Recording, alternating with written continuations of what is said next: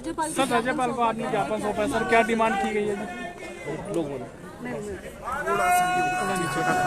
योगराज जी आपका। हम राज्यपाल महोदय जी को आज मिलकर के आए और आज का विषय प्रमुख रूप से हिमाचल प्रदेश में कानून व्यवस्था जिस तरह से पिछले कुछ महीने में चरमरा गई, हत्याओं की घटनाएं आम हो गई और छोटे से इस 6 महीने के कार्यकाल में आपने देखा होगा कि 40 से ज़्यादा हत्याएं हो गई और लगभग 150 के करीब बलात्कार की घटना। और मैं इस बात को दावे के साथ कह सकता हूं कि हत्याओं का और दूसरी जो इस प्रकार की जो घटनाएं जो घटित हो रही हैं, इतना क्रम आज से पहले कभी नहीं रहा, किसी सरकार में नहीं रहा। और हिमाचल प्रदेश देवभूमि के नाम से जाना जाता है और देवतुल्य यहाँ के लोग हैं। पूरी देश दुनिया में हमारी अलग तरह की एक पहचान है और वहाँ इस प्रकार की घटनाएं घटित होना स्वाभाविक रूप से हम सब के लिए चिंता का विषय है।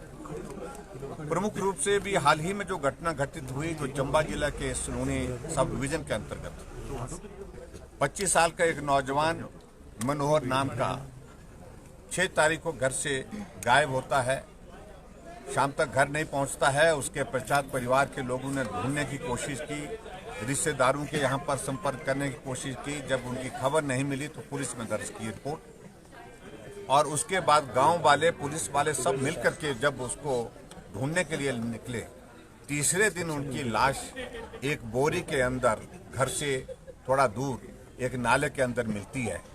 लेकिन जब बोरी को खोला गया तो उसमें शरीर के 8 टुकड़े करके उसके अंदर रखा गया। और इस घटना के कारण पूरे हिमाचल प्रदेश में बहुत बड़ा आक्रोश का रोष का एक माहौल था और हिमाचल प्रदेश के साथ साथ में चंबा जिला में बहुत ज़्यादा था। और आज तक के इतिहास में हिमाचल प्रदेश में इस प्रकार की घटना घटित नहीं हुई है। जब घटना घटित नहीं हुई तो स्वाभाविक रूप से ये सहज नहीं है और एक महज एक हत्या का मामला नहीं देखना चाहिए। इस सारी चीज़ को गंभीरता से लेना चाहिए। मैं और हमारे पार्टी के अध्यक्ष डॉक्टर राजीव बिंदल विधायकों के साथ, पूर्व विधायकों के साथ, पार्टी के नेताओं के साथ परिवार को सांत्वना देने के लिए यहाँ से निकले।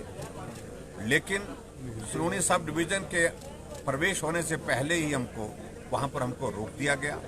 जिनके जो पीड़ित के परिवार को मिलने के लिए जहाँ जा रहे थे वहाँ से 60 किलोमीटर दूर हमको रोक दिया गया और रोकने के पश्चात आगे जाने नहीं दिया गया कि 144 लगी है धारा, इस कारण से आप जा नहीं सकते। और काफ़ी देर तक इंतजार करने के बाद फिर हमने धरना दिया, उसके बाद हम वापस आए।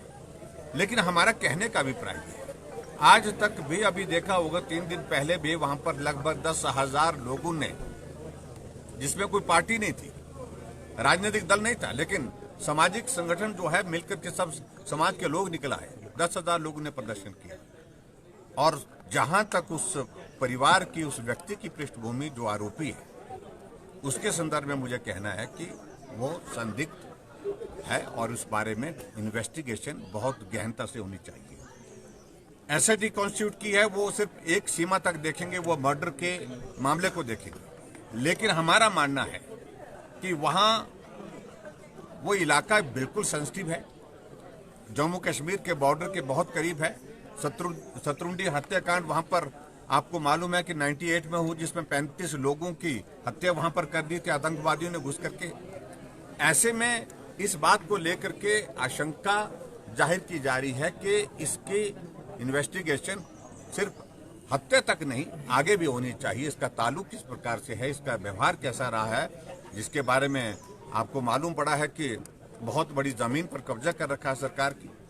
और उसके साथ साथ में और भी बहुत सारी चीज़ें हैं, उसके बैंक की ट्रांजैक्शन अकाउंट्स की बातें हैं उसमें, और जो उसके व्यवहार की बातें हैं, उन सारी चीज़ों की इन्वेस्टिगेशन तभी हो पाएगी जब नेशनल इन्वेस्टिगेटिंग एजेंसी जो है उस सारी चीज़ की जांच करे।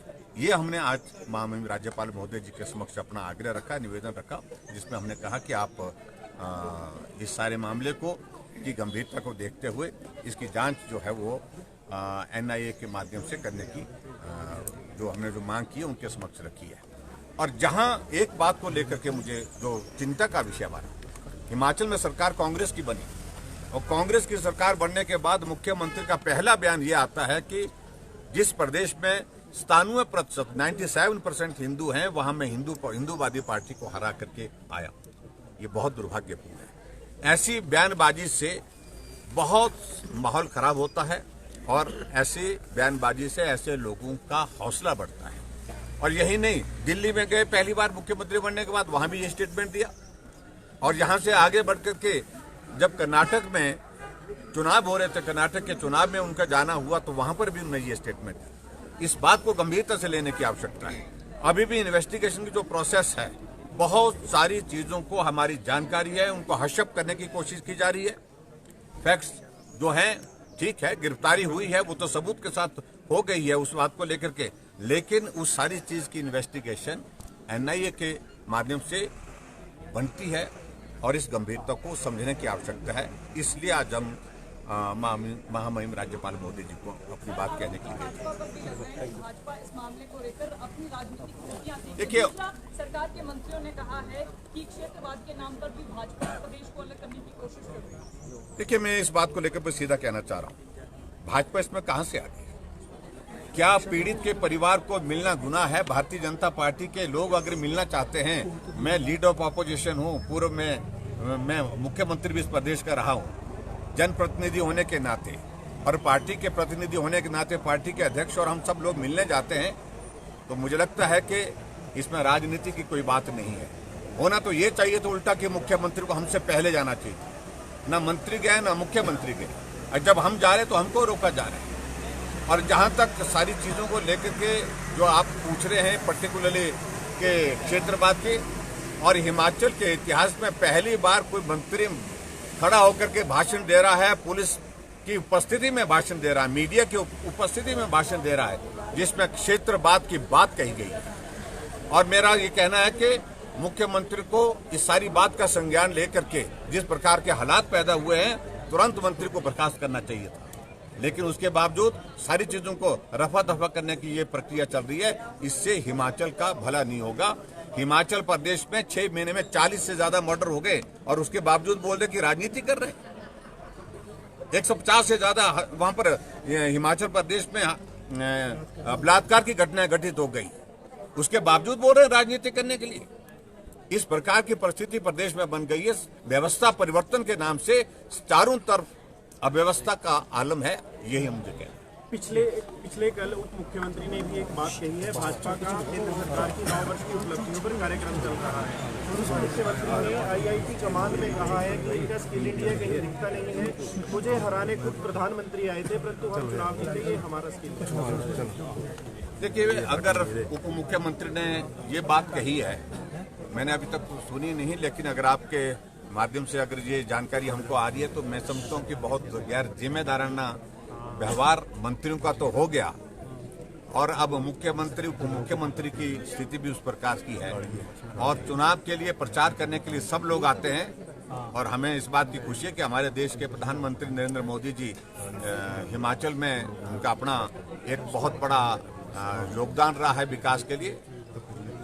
और ऐसे में मैं सिर्फ इतना ही कहना चाह रहा हूँ कि सारे इस तरह से क्या जो केंद्र की योजना के अंतर्गत हिमाचल प्रदेश को इस कार्यक्रम को होस्ट करने के लिए जब G20 के अंतर्गत वहां पर उप मुख्यमंत्री को वहां पर बुलाया और वहां पर उप मुख्यमंत्री केंद्र सरकार के खिलाफ बोले, इससे बड़ा दुर्भाग्य और छोटी सोच, संकीर्ण सोच, बेहुदा सोच मैं शब्द कहूंगा, वो शब्द जो है मुझे गुस्से में इस बात को कहना पड़ रहा है, लेकिन पूरे मामले दुर्भाग्यपूर्ण जो है वो एनआईए या सीबीआई से होनी चाहिए, जो पुलिस प्रशासन। हमने इस बात को लेकर कही है। अब अध्यक्ष जी बात करेंगे। ठीक है सर, सारी बातचीत आ गई है।